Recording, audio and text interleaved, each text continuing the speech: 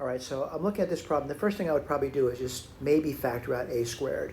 So what I'm gonna do is just a little bit of side work. I'm gonna write this on the side.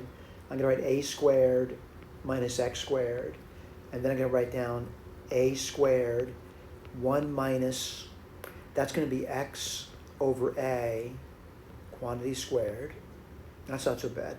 And the square root of a squared is really not a, it's the absolute value of a. And what do you get there? The root of 1 minus x over a squared. All right, let me write that down for you. And this is going to be 1. I'm taking this integral over here and put it in here now. I get the absolute value of a. And then I get this root problem. And what's that going to be? 1 minus x over a squared dx. Now, certainly there's going to be times in your life where you can't remember something, and certainly as you get older, it's going to happen to you. And I'm going to recommend that, certainly when you're studying, you should probably remember certain things. And what I want to remember is that this looks familiar to me. So what I want to write down is if y equals, I'm going to arc sine of x. And I just want to review the derivative of this guy over here. I'm going to erase this in a second, by the way. So, I'd probably say, I can't remember, but I can remember sine. So sine of y would equal x, and this would be cosine of y, dy dx, equals 1. So dy dx would equal 1 over cosine of y. I want to remind you, and certainly thinking back to what you've learned, let's see, the angle is y. And the ratio there, looking at it, again, you may wonder, I'm looking at this over here. The ratio is going to be x over 1, and this is going to be 1 minus x squared. All right, so what's cosine of y? About what is the invertible region for the arc sine is going to be between minus pi 2 and pi over 2, and the cosine's certainly positive there, so I'm not too worried about this. So what do you get there? That would be, let's see, oh wow, look at that. That's just simply going to be 1 over this thing over here. All right? Now, so why'd you go through that?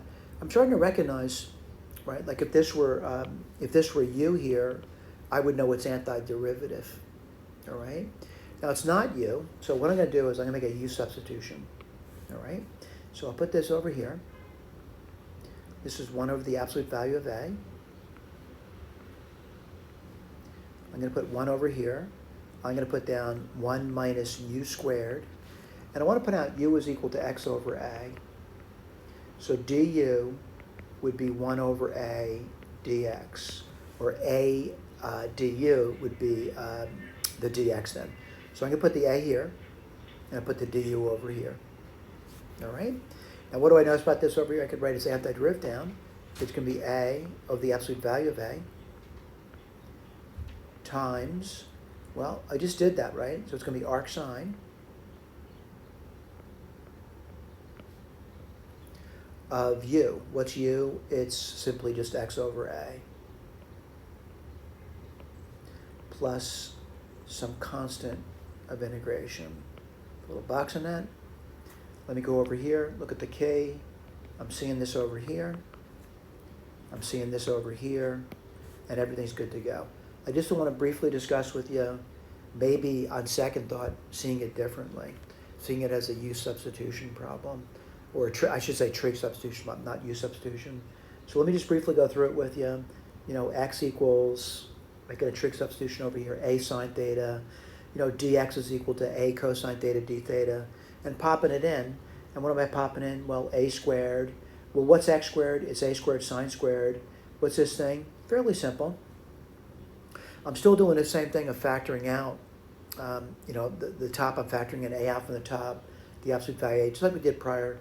I'm getting this over here. Let's make sure of that. 1 minus sine squared. And I get this over here. All right, and then the problem with this is, kind of looking at it, cosine theta, and let's see, the square root of the square cosine, it's actually the absolute value of cosine. So we do have a problem over there. But anyway, let's just ignore that problem for the time being. And you get a 1.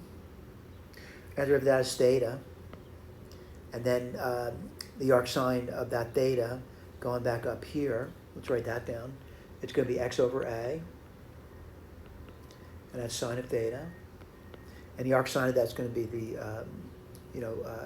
arc sine of x over a would be theta.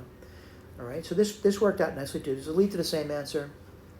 Yeah, it leads to the same answer, by the way. Thank you.